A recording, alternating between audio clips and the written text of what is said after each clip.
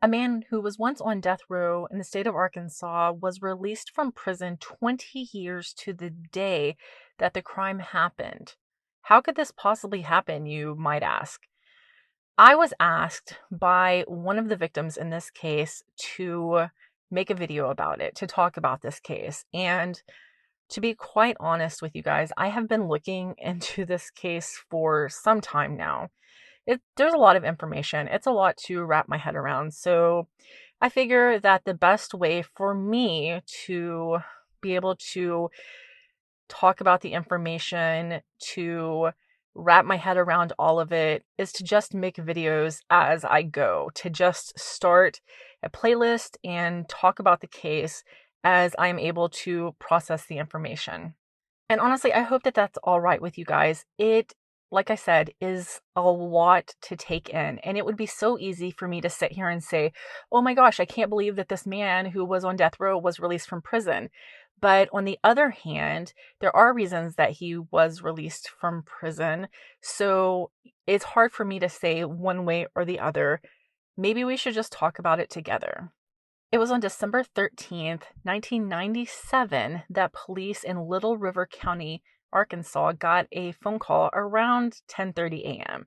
And when they got the call because there was a U-Haul van that was parked in some woods and there was blood pouring out of the back of it. It was a gruesome scene. In the U-Haul, Little River deputies found the remains of Brian Day.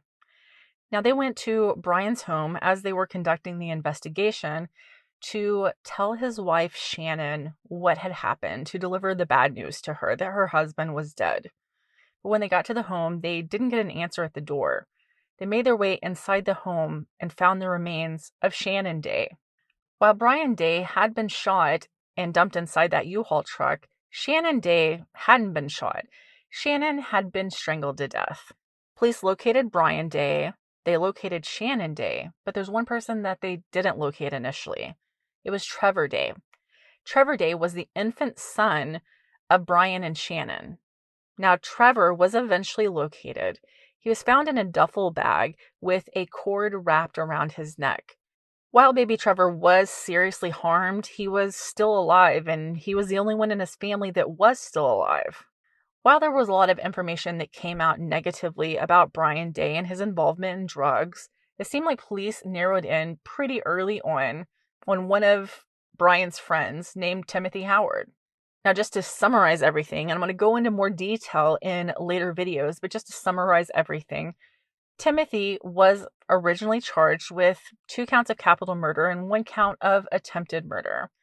Timothy was eventually found guilty of those charges and sentenced to the death penalty.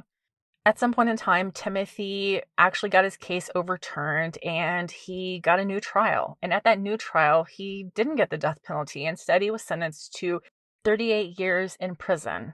What could have possibly caused a second jury to go from this person being on death row to sentencing him to 38 years in prison for 2 murders and an attempted murder? Well, that's something we're going to talk about later.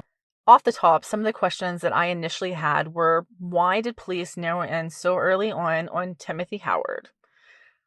What role did Brian Day's drug involvement play in everything that happened? What order were Brian and Shannon murdered in? Was Shannon murdered first as she was strangled, or was Brian shot first? How did all of that happen? And probably most importantly, is Timothy Howard guilty of murder? So I hope that you guys will stick with me through this process so that you can come to your own conclusions, because at the end of the day, I can tell you what I think, but I think especially in a case like this, the different facets of the case are important in putting all of the details together and in drawing your own conclusions and seeing the case for what it is. Is someone who should have been on death row roaming the streets?